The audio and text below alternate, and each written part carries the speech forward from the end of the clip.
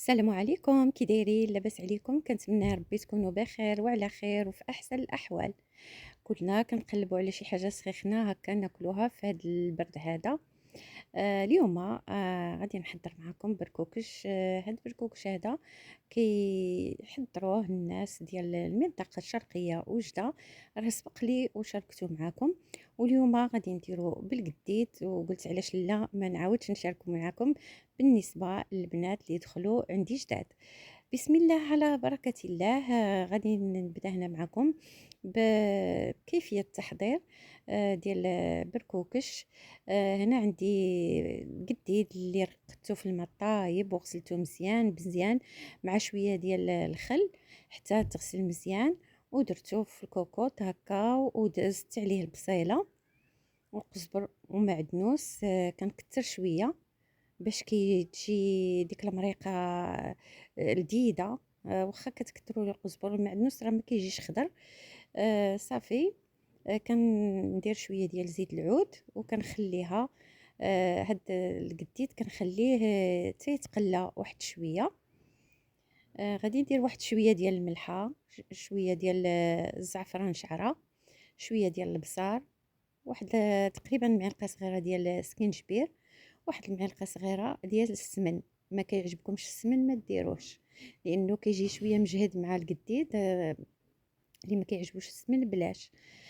صافي بعد ما تقلى داك القديد غادي ندير واحد المعلقه كبيره ديال ماتشا د الحك. وإلا بغيتو ديروا، الا كانت عندكم شي صوص ديروها، اولا تحكوا مطيشه وتقليوها حتى هي في الاول، ماشي مشكل. غادي نضيف هنايا الحمص اللي مرطب، كان عندي هنا في الفريغو. وكديروا حتى العدس، انا ما درتش العدس. راه ضروري العدس، غير انا ما درتوش. صافي وكنمرق، كنخلي القديد والحمص حتى كيطيب مزيان مزيان. ومن بعد عاد كندير بركوكش. انا عندي هنا بركوكش غير ديال الجمعيه. شريته كيكون داير بحال محمصه. انا شريت هذا هنايا ديال القمح اولا ديال الزرع. كيجي لذيذ، لانه داك العادي ما كيجيش لذيذ، كيكون غير بحال محمصه. لانه بركوكش في الحقيقه كيفتلوه الناس ديال المنطقه الشرقيه بيديهم. كيجي شي وحده كبيره، وحده صغيره، وحده متوسطه، وكيجي مختلف هكا في الكويرات ديالو، وكيجي رائع لذيذ بزاف. هذاك الصراحه اللي كيكون مفتول على اليد هذا غير ديال الجمعيه. المهم كنعدي به لانه هنا في مدينه الرباط ما كاينش هذاك بركوكش. كاين غير في المنطقه الشرقيه كيفتلوه العيالات على يديهم.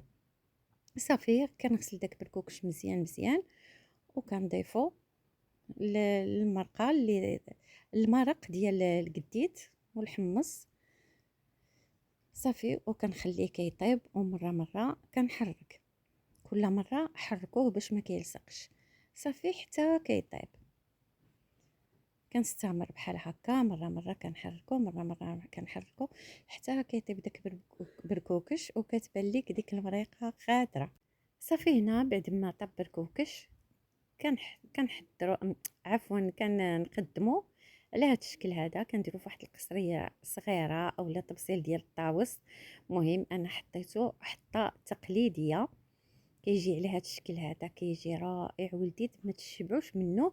وبالنسبه لهاد بركوكش هذا في المنطقه الشرقيه كيحضروه الناس لهاد الذكرى ديال المولد النبوي، وحتى فاش كتولد المراه وكتكون نفيسه كيعطيوه لها هكا كتاكلو مره مره بالعشوب. باش راكو عارفين كيدير ليها الحليب والمساخن، لانه نفيسه راكو عارفين كتاكل داكشي اللي سخون.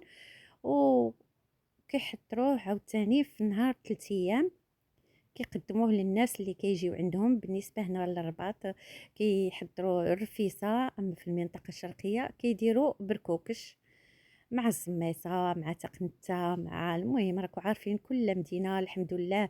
هنا في المغرب ديالنا كتمتاز كتميز بالتقاليد والعادات ديالها.